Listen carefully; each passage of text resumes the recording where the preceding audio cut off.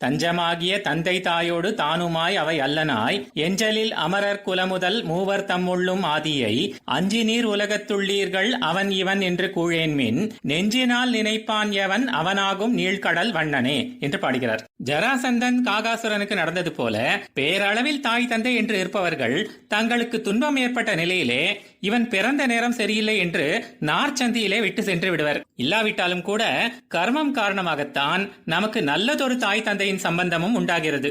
ஒரு நாள் அவர்களும் மரணம் ஏற்பட்டு நம்மை விட்டு சென்று விடுவர். எம்பெருமானோ எல்லா உயிர்களுக்கும் தந்தை தாய் புத்திரன் சகோதரன் கணவன் என அனைத்து உறவாகவும் மேலும் நமக்கு நாமே பண்ணிக்கொள்ளாத நன்மையும் பண்ணி எப்போதும் தஞ்சமாகவே உள்ளவன். இப்படி உள்ள எம்பெருமான் யார் என்றால் எந்த விதமான குறைவும் இல்லாத பூரணமான பகவத் அனுபவத்தை எப்போதும் அடைந்துள்ள அந்த நித்திய சூரிகளின் கூட்டமானது தாங்கள் வாழ்வதற்கு காரணமாக உள்ளவன். நான்முகன் ருத்ரன் ஆகியவர்களுடைய அந்தர்யாமியாக நின்று அவர்களையும் நிர்வாகம் செய்பவன். இப்படிப்பட்ட உயர்ந்த அவனை பற்றும் பொருட்டு இந்த உலகத்தில் உள்ள நீங்கள் அவன் மேன்மையை கண்டு கலங்கி எல்லையில்லாத மகிமை கொண்டுள்ள அந்த பரமபதத்தில் உள்ள பெருமான் எங்கே, நாம் நினைக்கும் அர்ச்சாவதாரத்தில் உள்ள இவன் எங்கே, அவனை நம்மால் அண்டை இயலுமோ என்றெல்லாம் சந்தேகம் கொள்ளாமல் உங்களுடைய மனதால் நீங்கள் எந்த ஒன்றை அவனுடைய திருமேனியாக எண்ணிக்கொள்கிறீர்களோ கடல் போல அளவிட இயலாத மேன்மை கொண்ட அந்த சர்வேஸ்வரன் அதனையே தனக்கு மட்டும் உரிய திருமேனியாக கொண்டு உங்கள் முன் வந்து விரும்பி சேவை சாதித்து நிற்கிறான் என்று கூறுகிறார்.